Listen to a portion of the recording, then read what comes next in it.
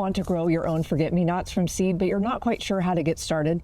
Well, if you are, that's great, because today we're going to show you how to sow your forget-me-not seeds indoors and outdoors step by step. Hi, we're Sean and Allison from Spoken Garden, and we're partnering with Eden Brothers to help you in your garden. But before we get to that, did you know that forget-me-nots make a great companion plant? They pair really well with all kinds of plants like daffodils, tulips, and a lot of other spring blooming plants. And you can plant them in either the fall or the spring. They're going to need either a full sun or a partial sun location, and they're going to need nutrient-rich, moist, well-draining soil. So before we show you how to sow these seeds, there's a couple of things we'd like you to know. First, forget-me-nots are also known botanically as Myosotis sylvatica, can be hardy in zones 3 through 10. Now there are annual and perennial varieties, so there's a lot to choose from. Now forget-me-nots are definitely a classic cottage garden plant and flower. The flower petals themselves come in a lot of different colors, and they can come in blue, white, rose, or pink. Now the forget-me-not seeds we're going to show you how to sow today are called mixed colors, and it actually is just a mixed color variety of forget-me-nots. These forget-me-nots can grow 10 to 20 inches tall and have a very upright growth habit.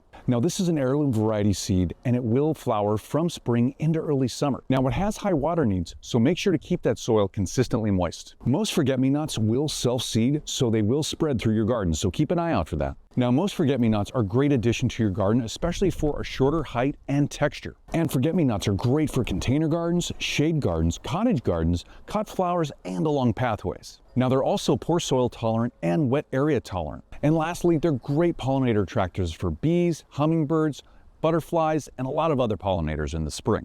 So before you get started actually sowing your seeds, you can decide if you want to sow them indoors or outdoors, because you can do either. If you want to direct sow your seeds right in the ground, time it so that it's about 1 to 2 weeks before your last threat of frost has passed. That way you'll get them out in the ground and they'll be ready to grow. Depending on if you want a formal or more informal look, you can either just direct sow them singly, like individually, or you can broadcast them in a larger area. If you want to get your forget-me-not seeds started early, sow them 4 to 6 weeks before your final spring frost, and then plan to transplant them outside after you've hardened them off, at least 2 to 3 weeks after that frost. All right, let's get these forget-me-not seeds sown indoors.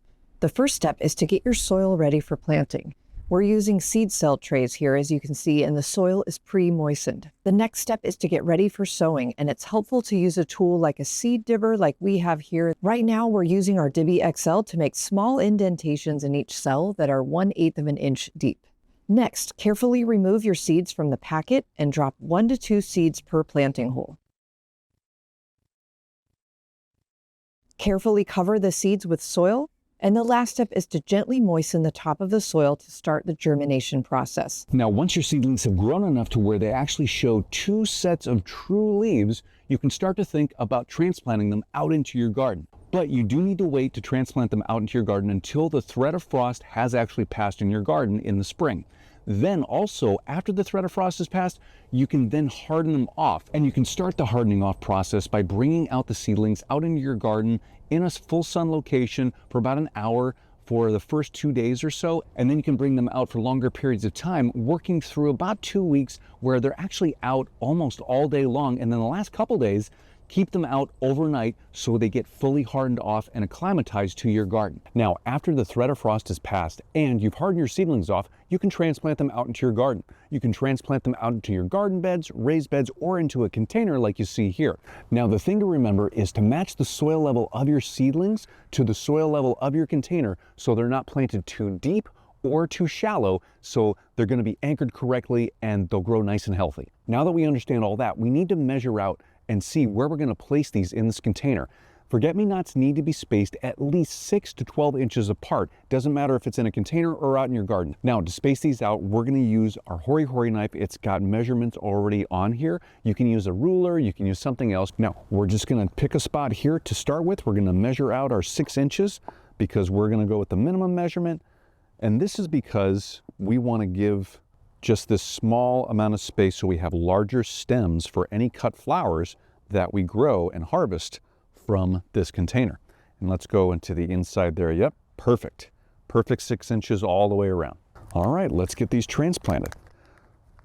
Just lightly pinch them, turn them over a little bit, and then you can just pull them apart a little bit. Some will come apart real easy, some won't. Again, match the soil level of the seedling to the soil level in the container. Now, if you run across any seedlings that are really close together, the thing to do is just find the base of each seedling and slowly pull them apart. Don't yank, don't rip, and so you can make sure that these aren't damaged and they're as healthy as possible as you're planting them.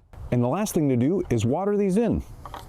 Now, if you want to direct sow your forget-me-not seeds outside, you want to first start with where are you going to sow them? Do you want to sow them in a container, in the ground bed, or even a raised bed? Either way, you want to make sure you have well-draining soil of some sort. We're going to sow these in this container with well-draining potting soil. The next thing to consider is depth and spacing. Your seeds need to be sown 6 to 12 inches apart and 1/8 of an inch deep. And one of the last things to consider is if you want to sow them individually, like in rows, or if you want to broadcast them out over a larger area. So like Allison just said, we'll need to space these seeds 6 inches apart, whether out in the garden or in a container like you see here. So we're going to use this hori-hori knife with graduated markings on it, and we're going to give ourselves this one starting point and then measure out 6 inches in each point and just lightly mark those.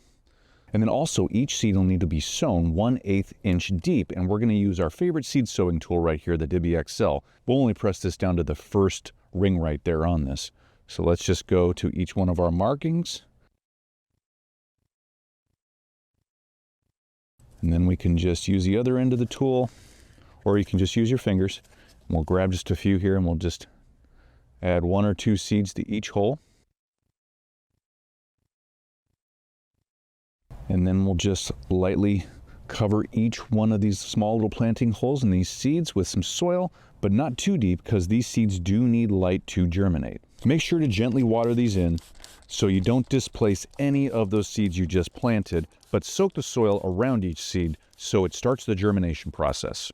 Now, in the weeks and months to come, you'll need to make sure to keep your soil of your forget-me-nots consistently moist, but make sure not to overwater because they are susceptible to root rot. When watering forget-me-nots, water down close to the soil. Don't water over the top of them because you don't want to promote any diseases or have them topple over as they're growing. Now, to help keep the moisture in the soil, you can always lay down a thin layer of mulch over the soil and around each plant, and this will help keep the moisture in the soil longer and insulate the plant roots from any extreme temperatures, whether hot or cold. You can also release a general time-release fertilizer in the spring to help them produce their first flush of flowers and help with their overall growth. After flowering is finished for the year, most forget-me-nots will wither and die back down to the ground. This is a great time to cut them back, but you don't have to if you want to actually have them come back next year and spread more seed. Now, if you want to have them spread more seed, don't cut them back. If you want your annual forget-me-nots to come back next year, don't cut them away and remove them right after they wither down to the ground. Leave them until the fall so they can then spread the seed around in that area, and then you can cut them back. Now, if you don't want your annual forget-me-nots to come back in the next year, as each flower starts to wither, go ahead and deadhead it and remove it. For the perennial varieties, you can go ahead and remove any of the plant parts in the fall because it's going to come back.